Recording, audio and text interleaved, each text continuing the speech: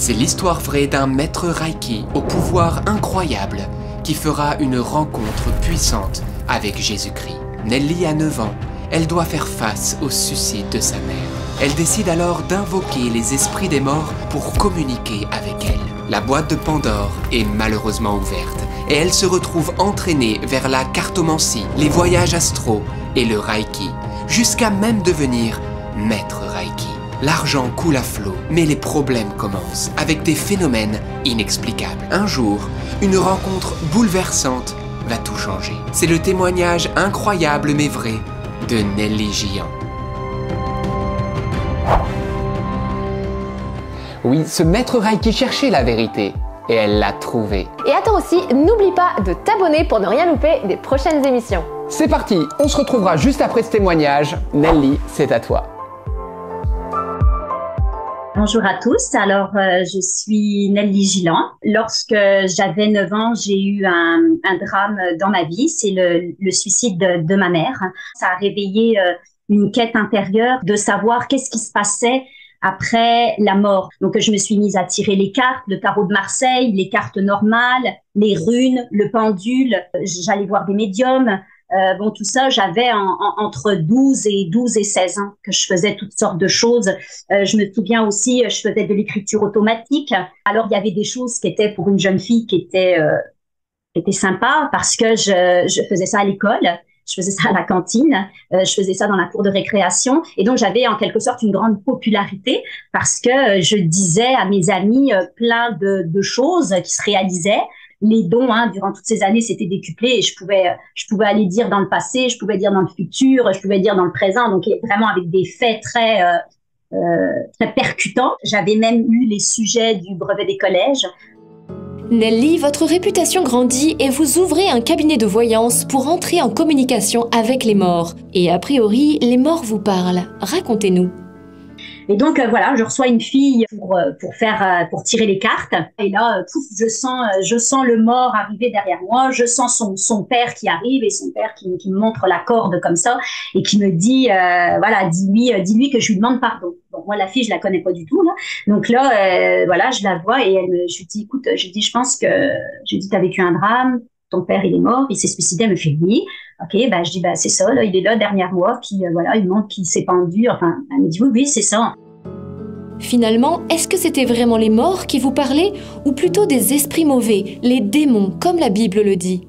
Et lorsque j'ai cette entité qui vient derrière moi, qui se présente en fait comme étant le père de cette fille, on pense que c'est la personne décédée, mais ce n'est pas la personne décédée, ce sont des démons qui bien évidemment, eux, étant des êtres spirituels, connaissent la vie de la personne, connaissent les pensées, connaissent tout, donc ils peuvent nous renseigner et peuvent prendre des apparences des personnes décédées. Le démon, c'est exactement. Donc en fait, quand il sait où est la faille, il sait la blessure de la personne en face de moi, il sait très bien que son père s'est suicidé et que si la personne dit je m'excuse de m'être suicidée, là ça fait comme oh mon Dieu, comment elle a pu savoir ça, cette fille-là, ça peut forcément être que mon père qui lui a dit, alors que pas du tout. Mais c'est comme ça que ça joue dans l'esprit des gens.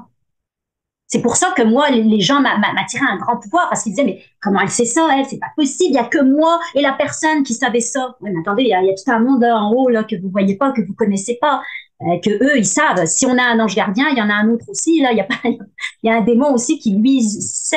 Mais c'est la crédulité des gens, c'est la naïveté, puis c'est surtout jouer avec la souffrance. Lorsqu'on est en souffrance, on est faible. Et donc, ils rentrent dans cette faille-là. Et c'était souvent comme ça, d'ailleurs. C'était souvent comme ça après, que je voyais que pouf, on accrochait les âmes, quoi. Enfin, qui l'accrochait les âmes? Vous cherchez à avoir plus de pouvoir et vous vous lancez dans le Reiki, une technique de guérison surnaturelle, jusqu'à atteindre le plus haut degré, celui de maître Reiki enseignant. Dites-nous en plus. J'avais entendu parler de cette technique de guérison qui s'appelle le Reiki. Une énergie que l'on permet de recevoir par des systèmes initiatiques, par des initiations et que l'on retransmet ensuite par nos mains. Alors pour moi, c'était un beau complément à mon cabinet qui commençait à grandir, donc qui grandissait. Donc c'est-à-dire moi je présentais de la cartomancie, l'hypnose. Et là, donc, c'était une corde de plus à mon arc de guérison et de bien-être. Alors, au début, on fait un peu gratuitement parce que bon, on commence. Et puis après, de fil en aiguille, on fait de plus en plus cher. Et puis, lorsque l'on voit que ça fonctionne bien, bah, on fait ça cher. Donc, moi, à la fin, mon soin Reiki était 95 $, hein, avec un peu de guidance, avec un peu, donc vous voyez, 95 $ la séance d'1 heure, quand on a 5-6 patients par jour, ça fait quand même de l'argent. Hein. Donc le côté argent est forcément là. Hein. Et même si au début on a un cœur altruiste, bon bah ça revient vite quand même la monnaie. Donc voilà. Donc moi ma quête c'était pas fini, j'en avais pas assez. Donc super, j'ai atteint le niveau 2. Bon bah maintenant je vais atteindre le niveau maître parce qu'avec le niveau maître, nos dons sont plus forts. La lumière est plus forte que l'on va dégager. Parce qu'on a le symbole maître. Là, j'ai reçu le niveau maître, donc il faut faire des purifications aussi de 21 jours.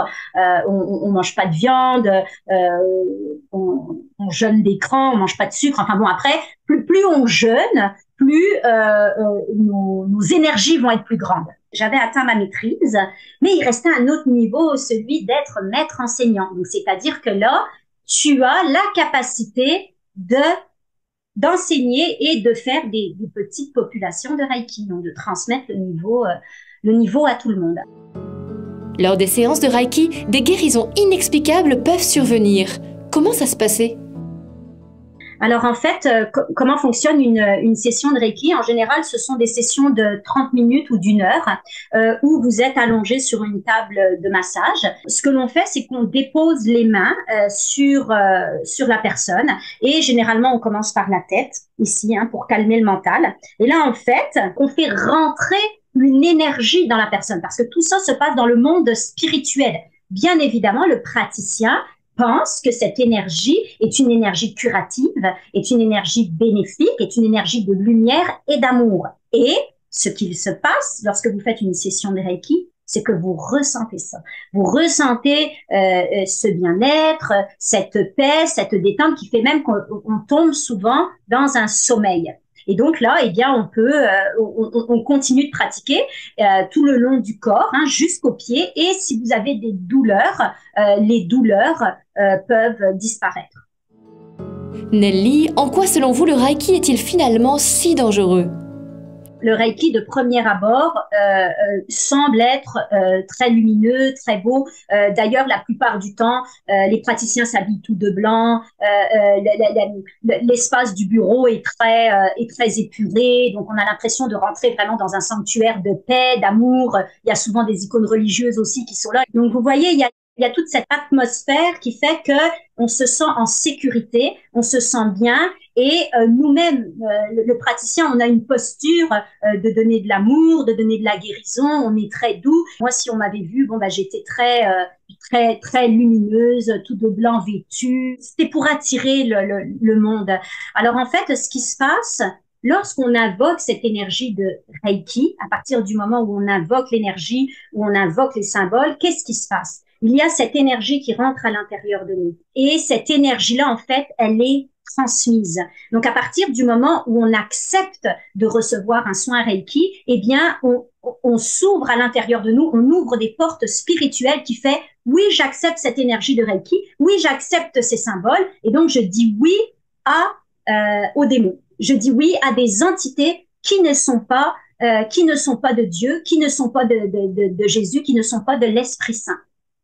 Alors, ces entités-là, après, eh bien, elles ont un pouvoir sur vous parce que vous avez dit oui. Et à ce moment-là, ces entités-là peuvent aller interférer dans votre vie puisque vous les avez laissées rentrer dans votre maison, dans votre cœur, dans votre corps. Et d'une manière ou d'une autre, elles vont venir vous lier. Au fil du temps, de plus en plus de phénomènes paranormaux apparaissent pendant vos sessions. Hurlements, états de transe. Vers la fin, lorsque je mettais à peine les mains sur une personne, eh bien là, la personne, elle rentrait en convulsion, elle tremblait, j'entendais hurler, crier, comme si je sortais plein de démons des personnes que je purifiais et ça devenait vraiment de plus en plus étrange et malsain. Et j'aimais pas ça. Tu sais, tout le temps que c'était doux, dans la paix, avec la petite musique, mais là, ça devenait vraiment de plus en plus étranges. Et même mon mari, quand il travaillait pas, parce que je pratiquais de chez moi, mon bureau était dans la maison, et il entendait à l'autre bout des cris des gens. Alors là, il disait, qu'est-ce qui se passe en bas là? Il dit, j'aime pas vraiment ça. Et voilà, je disais, mais non, t'inquiète pas, c'est normal. Écoute, tu sais, moi, je commence à, tu sais, mon énergie s'amplifie, et forcément, c'est des guérisons qui sont plus puissantes, et voilà, je délivre les gens. En fait, lorsqu'il se passait des phénomènes paranormaux dans mon cabinet, lorsque je mettais les mains et que je voyais les gens rentrer en convulsions et crier, moi, je faisais appel à des divinités, le soin d'Isis, parce que c'était très à la mode, c'était pour retrouver son féminin sacré. Et donc, ça consiste à canaliser la déesse Isis. Donc, canaliser, qu'est-ce qui veut dire? Ça veut dire que l'entité de la déesse Isis vient à l'intérieur de nous pour que cet esprit parle à travers nous. Et moi, c'était tel que ma voix changeait.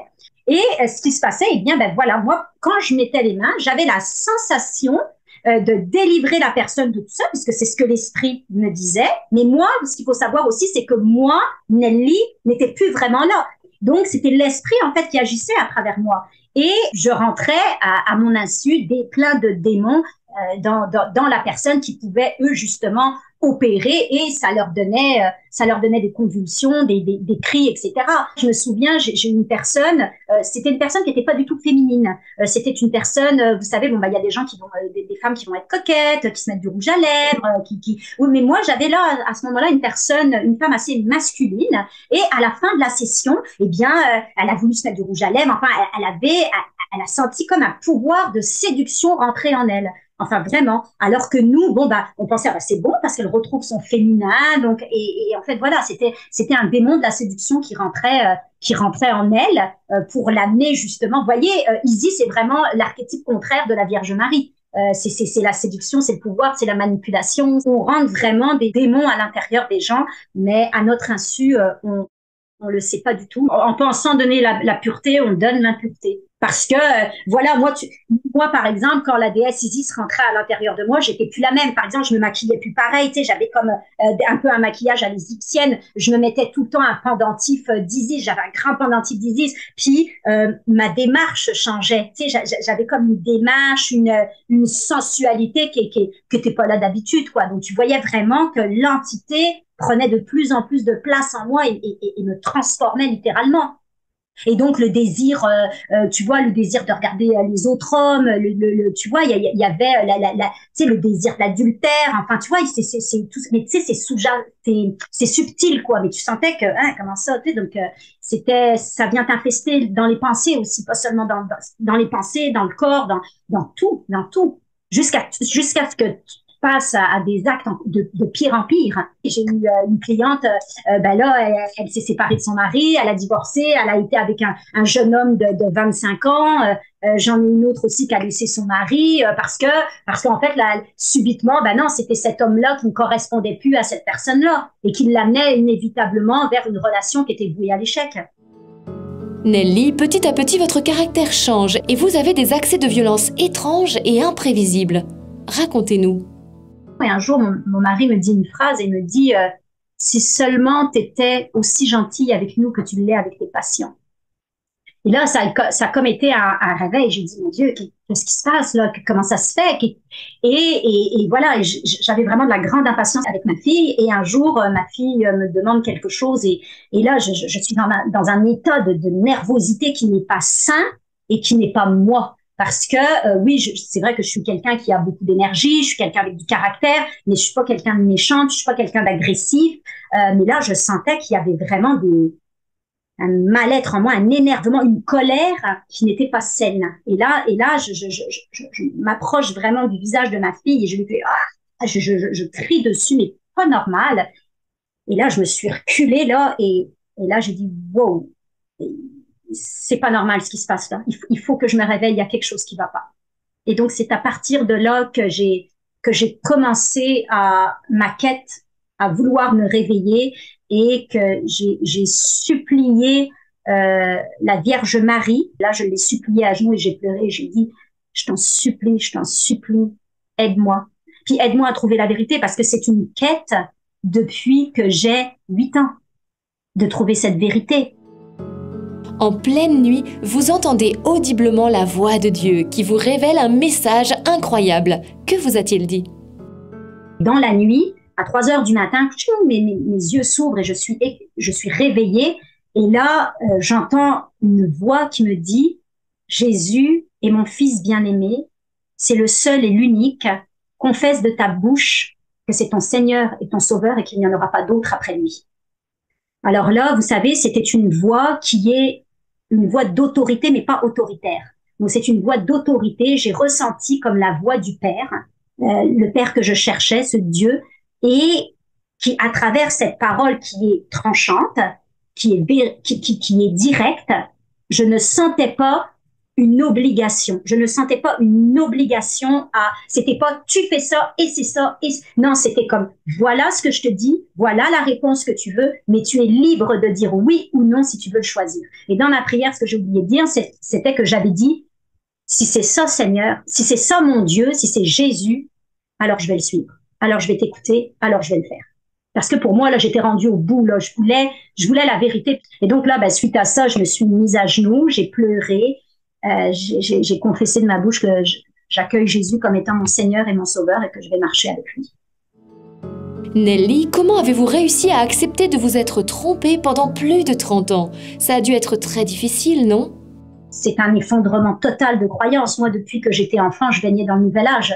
Donc là, subitement, se mettre dans Jésus, dans les croyances du christianisme, dans la Bible, dans choses que je rejetais depuis toujours, ça a été un effondrement total de ma personne, de mes croyances, de ma pensée. Je pouvais plus faire confiance à moi-même. Je savais plus. J'étais comme un enfant qui devait réapprendre à penser, à parler, à marcher, à vivre. Ça a été un long cheminement. Vous savez, quand on reçoit le Seigneur, il y a comme une espèce de zèle, de feu qui est incontrôlable. C'est comme moi, je venais de découvrir la vérité, là. Vous vous rendez compte de la vérité que je cherchais depuis 30 ans, là. Donc moi, là, j'aurais pu courir comme David en pagne. Alléluia, alléluia. C'était ça. C'était comme, et il fallait que je le transmette à tout le monde, ça. C'est comme, vous comprenez pas, mais vous comprenez pas. Elle est là, la vérité. Donc, et donc, quand on est extrêmement zélé comme ça, forcément, on fait peur, hein, parce qu'on manque de sagesse, parce que, donc les gens, ils pensaient que j'étais devenue complètement folle et que je faisais que parler de Jésus, de la religion, etc. Et ce que je faisais, c'est que moi, je voulais pas, je voulais continuer à guérir, parce qu'on peut guérir, mais je voulais pas vraiment renoncer à ma pratique. On voulait un pied dedans, un pied dedans. Je faisais quand même payer les gens. Ouais, mais là, donc là, après, j'avais un combat parce que, Jésus, c'est gratuit, on fait pas payer. Donc là, ça marche pas. Donc tout ça. Puis là, donc, je voyais bien. Puis tout, j'écoutais des mantras. J'étais entourée d'objets New Age, de statues de Bouddha. Là, ça m'oppressait. Je pouvais plus sentir l'encens de Babaji. Ça marchait plus. Les pierres, les cristaux, les capteurs de rêve. J'ai tout fait. Je regardais, c'était comme ça marchait plus. Ça marchait plus du tout. Avant de devenir catholique, vous vous dirigez vers une église protestante pour y recevoir une prière de délivrance. Là, c'est le choc, vous découvrez que vous êtes possédé. Que s'est-il passé? Je me dirige vers une église pentecôtiste et j'explique un peu ma vie au pasteur, tout ce que j'ai fait, etc. Et là, il me dit, il me dit, Nelly, t'es venue pour fermer les portes, hein. J'ai dit oui. Donc, il dit, tu renonces à tout ça, tu peux fermer les portes à tout ce que tu as ouvert. Et là, le pasteur et une sœur avec lui, une sœur chrétienne, ont commencé à réciter des prières de délivrance sur moi. Et j'ai eu une délivrance qui a duré 3 heures. Donc, c'est-à-dire qu'en fait, cette délivrance, je suis rentrée en convulsion, je suis rentrée en larmes, en tremblements, en sueur.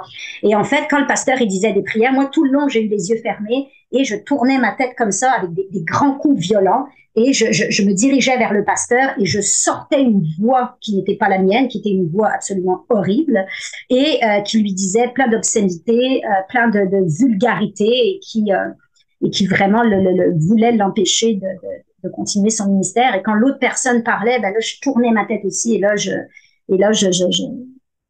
lui disais encore des méchancetés, des choses comme ça. Et au milieu, entre deux, il y avait Nelly qui pleurait, et qui hurlait, et qui disait, mais qu'est-ce qui se passe? Je vous en supplie, sortez-moi ça, qu'est-ce qui se passe? Il y a vraiment beaucoup de démons qui sont sortis de mon corps, qui se sont manifestés de différentes manières. Par exemple, je lui faisais quand le pasteur sortait de 30 jours de jeûne, et donc ils n'avaient pas mangé, ils avaient faim et tout ça, et moi je ne le savais pas. Hein. Et donc là, à un moment donné, le démon va sur le pasteur comme ça, puis ça faisait déjà 3 heures qu'il était en train de me délivrer, là. On était rendu au soir, et là, je lui dis avec une voix susurreuse, pasteur, il est tard, tu as faim, tu n'y arriveras pas, va manger.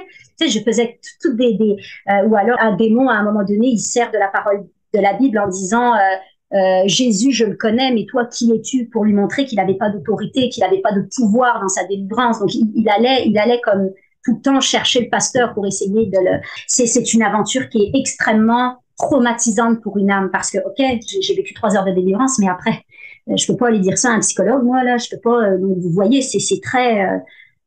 faut se remettre de ça. Et donc, après cette délivrance, après ces 3 heures-là, on est dans un état, mon Dieu, qu'est-ce qui s'est passé là? C'est terrible. Je suis rentrée, j'ai tout raconté à mon mari, et là, j'avais très, très peur parce que je me disais, mais il va me prendre pour une folle. Et le démon jouait avec ça aussi par la suite. Voilà, parce que je me disais, dire il faut que je la fasse enfermer, elle, ça marche pas, tu sais. Et en fait, j'ai tout raconté ça, et il m'a accueilli avec un amour inconditionnel, une patience, une gentillesse. Il est extrêmement important dans ma reconstruction, mon mari, et je lui ai dit, écoute, j'arrête tout. C'est fini. Là, j'appelle tous les clients que j'ai, là, et j'annule tout. C'est fini. Et j'ai pris tout ce que j'avais. C'était des milliers de dollars d'outils, d'objets, de cours, de tout. Et ça, écoute, j'ai mis des jours et des jours à tout jeter, tout ce que j'avais, là, à faire le tour de la maison. Et puis bon, il y a eu cette grosse prière de délivrance, mais il y en a eu plein d'autres aussi par la suite, après, différemment. Vous aviez de gros préjugés sur l'Église catholique. Et c'est là que pour la 2e fois, la voix de Dieu se fait entendre. Que vous a-t-il dit ? Donc, j'ai cheminé comme ça dans plusieurs églises, et c'est comme si à chaque fois, je ne ressentais pas la vérité de l'évangile. Alors, je me suis dit, bon, allez, je vais aller méditer chez les catholiques. Mais j'ai dit, ils mourront pas, là, ils vont pas, parce que vous savez, les protestants, eux, n'aiment pas tout ce qui est icône, ils considèrent les catholiques comme des idolâtres. Donc, si j'allais dans une église catholique, forcément, j'allais me faire infester à nouveau par des démons, parce que ce sont des idolâtres. Alors, ce qu'on me disait un peu, c'est Nelly, si tu vas vers là, ça va faire comme la personne dans la Bible où elle s'est fait délivrer de démons, mais ils reviennent avec une horde de démons dans la maison. Donc, j'avais une peur énorme d'aller chez les catholiques. Je me disais, mon Dieu, je peux pas me refaire avoir par des démons avec tout ce que je viens de vivre. Non. Donc, pourquoi je suis allée chez les catholiques? C'est parce que je voyais pas de retraite protestante, je voyais pas de camp protestant, je voyais pas tout ça. Donc, je me suis dit, il y a une petite abbaye pas loin de chez moi, je vais faire mes petites affaires, je vais aller dans ma petite cellule, puis les sœurs, elles sont cloîtrées, j'en verrai aucune. Et en fait, voilà, en allant à l'abbaye, qui m'accueille? Une sœur. Alors là, je dis, c'est pas vrai, il y a une sœur qui m'accueille. Je pensais qu'elles étaient cloîtrées. Pourquoi c'est une sœur? Pourquoi c'est pas une laïque qui vient m'accueillir? Donc déjà là, ça marche pas, là, je suis pas contente. Mais là, elle me dit, cherchez plus. Elle dit, on a tout dans l'église catholique, on a les sacrements, on a tout. Elle est là, la vérité, elle est là. J'ai dit, non, ne me dis pas ça, non, je veux pas. Puis elle me dit, viens assister avec moi à la célébration des chants. Et puis, donc là, je suis à côté d'elle, et puis là, elle ouvre son livre, et puis elle commence à embrasser ses icônes et tout, tu sais. Puis je fais, oh mon Dieu, qu'est-ce que... Oh, j'ai dit, mon Dieu Seigneur, j'ai dit, pardonne-moi. Oh, je suis avec des idolâtres. Oh, j'ai dit, Seigneur, je t'en supplie, je te demande pardon. Oh, j'ai dit, mon Dieu, fais en sorte que j'ai pas de démons qui rentrent. Pourquoi je suis venue là? Je t'en supplie, tu sais. Là, je prie pour la sœur, là. J'ai dit, mon Dieu, je t'en supplie, délivre-la. Fais comme Saint Paul à Éphèse, là. Viens faire un signe, là. Tu sais, détruis le temple, je sais pas, fais quelque chose, Seigneur. Mais je t'en supplie, il faut que je sorte de là, faut la libérer, la sœur, tu vois bien, je suis en mauvaise posture là. Et puis là, d'un seul coup, j'entends, qui es-tu pour juger mon église? Ces femmes sont ici de leur plein gré, en adoration pour moi, et c'est un avant-goût du ciel sur la terre. Là, j'ai entendu cette même voix que j'ai entendue à 3 heures du matin dans la nuit, là. C'est la même voix, cette voix avec une autorité, une vérité, une force, mais pas un jugement. Pas une culpabilité, pas une... Tu sais, quand il a dit « Qui es-tu pour juger ?» C'était pas une accusation, c'était comme pour me remettre à ma place. Et comme un enfant, je me suis sentie comme un enfant, comme une petite fille, que papa, il dit « Arrête, tu sais, arrête. » Et là, je me suis assise sur mon banc comme ça en prière, je me suis sentie toute petite, je me suis sentie dans l'humilité, je dis... C'est comme si là, je venais d'avoir que la révélation que l'Église catholique est l'Église du Christ. C'était comme cette Église où j'entendais dans les églises protestantes, ce sont des églises d'hommes et que j'arrivais pas encore à trouver l'Église. Et bien là, c'était comme la vérité descendait en moi et c'était, elle est là l'Église du Christ, c'est elle. Et là, je me suis dit, pardon Seigneur. Là, je me suis mise à pleurer, à pleurer, à pleurer. Nelly, vous allez ensuite expérimenter combien la Vierge Marie a un rôle majeur dans nos combats spirituels. Elle va vous sortir d'une situation désespérée. Pendant 3 jours et 3 nuits non-stop, constamment dans ma tête, c'était suicide-toi. Et c'était tu es folle. Si tu parles de ça, tu vas être enfermé dans un hôpital psychiatrique. Tu perdras ta fille, tu perdras ton mari, tu perdras tout. Tu vas finir dans un hôpital. Alors suicide-toi, suicide-toi. N'en parle à personne, ne dis rien. Et là, je me revois encore, j'étais comme ça en prière là, pendant 3 jours où c'était, et j'essayais de vivre à travers ça, de montrer à personne, de sourire, alors que c'était sans arrêt dans ma tête. Et pendant 3 nuits, j'étais à genoux sur mon lit et je criais pour que ça cesse parce que c'était une douleur. C'est comme si j'ai vécu l'enfer sur la terre. Et ça m'a dit, tu vois, une âme qui n'est pas en paix, elle est tout le temps dans le tourment. Une âme en enfer, elle est tout le temps dans ce tourment-là. Et là, je me suis souvenu que en Guadeloupe, j'avais une amie qui était retournée au catholicisme et ça faisait 20 ans que je la connaissais. Et cette amie-là, j'essayais d'avoir des signes du Seigneur et j'ai dit, Seigneur, si tu veux, si ta volonté, c'est que je sois dans l'Église catholique, si c'est elle la vérité, fais que cette fille-là m'appelle, Seigneur. Fais que cette fille-là qui est dans le catholicisme m'appelle. Alors que cette fille-là, j'avais des nouvelles de temps en temps, peut-être 1 fois ou 2 ans, mais pas plus que ça, quoi. Et j'ai dit, fais qu'elle m'appelle.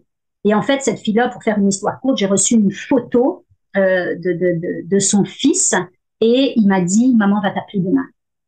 Et donc, j'ai dit, wow. Pour moi, c'était une réponse, c'était un signe à ma prière que Dieu voilà. Et donc là, elle m'a appelée, puis j'ai osé lui parler de tout ce qui m'arrivait. Et c'est elle m'a dit, écoute Nelly, t'es infestée. Elle m'a expliqué tout ce que je vivais. C'est des démons qui veulent pas que tu te rapproches de l'Église du Christ, de l'Église catholique. Le démon a en horreur l'Église catholique. Alors, elle dit, je vais faire dire des messes pour toi. Elle dit, récite ton chapelet. Et moi, comme la Vierge Marie chez les protestants, il fallait vraiment pas. C'est juste une servante, il faut pas. J'ai dit, non, je ne peux pas. Donc, il y avait un réel combat à adhérer au catholicisme. Je suis pas bien, quoi. Je me dis, mais comment je vais sortir de ça? J'ai cru que jamais j'arriverais à sortir de ce tourment-là. Et elle m'a dit, récite ton chapelet. Récite ton chapelet. J'ai dit, non, je peux pas. Et à partir du moment où j'ai entrouvert la porte à Marie, où j'ai reconnu que j'avais besoin peut-être de son aide et que j'ai commencé à faire mon chapelet, j'ai senti que ça partait. Toute l'oppression est partie. Toute l'oppression. C'était comme... Le démon est véritablement parti. Vous sentez la nécessité de vous confesser à un prêtre. Résultat, 40 ans de péché effacés. Selon vous, la confession, c'est important face aux démons? Tout le monde, il se dit, bon, pourquoi la confession, ça sert à quoi? Tu sais, je vais le dire à Dieu direct, j'ai pas besoin du prêtre et tout ça. Dieu m'a fait prendre conscience de l'importance de la confession, l'importance de donner mes péchés au prêtre pour pouvoir être lavé, pour pouvoir être purifié. Et quand j'ai confessé mes péchés, ça a été 40 ans de péché quand même qu'il a fallu que je confesse. Écoute, la confession a duré 45 minutes, quoi. Le prêtre, écoute, c'était super, quoi. Tu vois, c'était comme je pleurais. Écoute, ça a été des larmes de repentance pendant des mois et des mois d'avoir servi le mauvais Dieu, tu sais, c'est comme si, voilà, ta vie est mise en lumière, à la lumière de l'amour, à la lumière du sang, et tu te dis, oh mon Dieu, c'est pas possible. Et donc, tu vois la grandeur de l'Église catholique, la grandeur des sacrements, la grandeur de l'Eucharistie. Nelly, sincèrement, pouvez-vous vraiment dire que Jésus a changé votre vie? C'est du concret? Pas à pas, il m'a reconstruit, mais vraiment pas à pas, une longue et lente reconstruction. Et aujourd'hui, je peux dire que je suis heureuse, que je suis en paix, que je suis joyeuse, que j'ai trouvé la vérité, la vie, le chemin, que je suis affermie dans l'Église, que j'ai reconstruit une vie professionnelle. Je suis éducatrice auprès des petits-enfants et c'est sûr qu'on attire moins les regards parce que, vous savez, quand on fait du yoga, du spiritisme. On est très à la mode, on est très en vogue, on est très adulé. Mais à partir du moment où on dit qu'on est catholique pratiquante, on n'a pas bonne presse, puis on tire pas vraiment les regards. Mais il y a les fruits de l'Esprit Saint qui sont en train de grandir en moi, qui est la paix, la joie, l'humilité. Aujourd'hui, je suis très heureuse dans mon mariage, dans ma vie quotidienne, dans les tâches quotidiennes. Je serais même une pro-femme au foyer, alors qu'avant, c'était complètement l'inverse. Vraiment, ça m'a rétabli dans mon devoir d'État, dans mon amour de faire le bien pour mon mari, pour ma fille. C'est fou, toutes les grâces que j'ai reçues, quoi. Que voulez-vous dire à ceux qui vous regardent maintenant? J'aimerais dire à tous ceux qui écoutent ce témoignage, à tous ceux qui sont en quête de vérité. Nous sommes dans un temps où il y a toutes sortes de techniques de lecture, de coachs qui nous vendent du bonheur. Sachez que tout ce que vous recherchez se trouve dans le Seigneur, dans Jésus-Christ. Mon témoignage est un témoignage de vie qui a duré 30 ans de recherche. Si le Seigneur a permis que ça dure autant de temps, 30 ans, c'est pour que justement ce soit crédible. Parce que lorsqu'on cherche partout, à travers tout, n'importe quoi, on peut parler de tout ce que ces techniques font et qu'au final, ces techniques vont vous apporter une paix et une joie qui est illusoire, qui ne dure pas.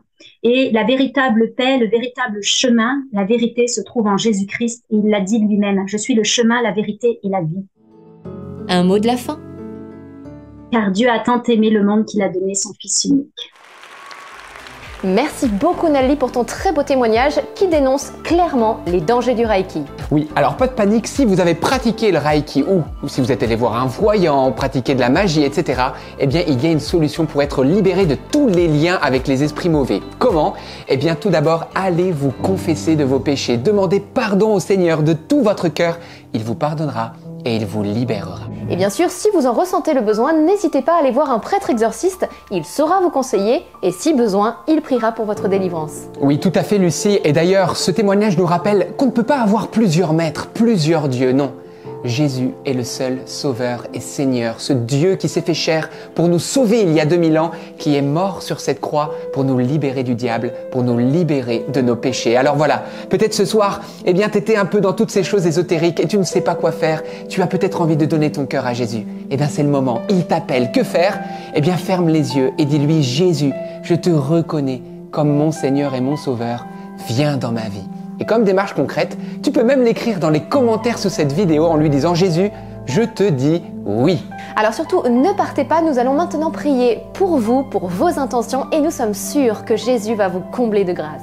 Seigneur Jésus, nous savons que tu es présent et nous te demandons maintenant de visiter tous ceux qui sont en quête de vérité, tous ceux qui cherchent le bonheur et la plénitude. Viens te révéler à eux avec puissance.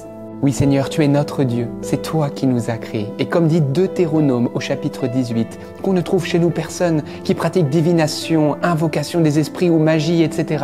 Non, parce que tout cela attire la malédiction. Mais toi Jésus, tu nous donnes la bénédiction et la vie éternelle. Jésus, nous avons besoin de toi. Amen. Et nous vous proposons maintenant de demander l'intercession de la Vierge Marie, celle qui écrase de son talon le serpent, afin qu'elle nous donne toujours la victoire dans tous nos combats. Je vous salue Marie, pleine de grâce, le Seigneur est avec vous. Vous êtes bénie entre toutes les femmes, et Jésus, le fruit de vos entrailles, est béni. Sainte Marie, Mère de Dieu, priez pour nous pauvres pécheurs, maintenant et à l'heure de notre mort. Amen. Eh bien voilà, c'est déjà terminé, mais attention, on vous donne un rendez-vous en direct quotidien tous les soirs, 19h30 sur cette chaîne YouTube NDML. On se retrouvera avec des milliers de personnes pour prier le chapelet ensemble à vos intentions et des vrais miracles pleuvent tous les jours. Surtout, ne partez pas sans vous abonner si ça n'a pas déjà été fait. C'est tout simple, vous suivez les indications à l'écran, vous cliquez sur s'abonner, la petite cloche et activez toutes les notifications et ainsi vous ne louperez pas les superbes prochaines émissions. Et j'ai le droit de m'abonner moi aussi? Tu peux t'abonner. Yes! Et donc si tu as aimé, eh bien like cette émission. Et si t'as pas aimé, eh bien like quand même cette émission parce que t'es sympa. Et bien sûr, n'oubliez pas également de partager sur vos réseaux sociaux parce que oui, le monde a besoin de connaître les dangers de l'occultisme. Et bien voilà, on se retrouve dans 15 jours. D'ici là, n'oubliez pas que rien n'est impossible. Adieu. À bientôt.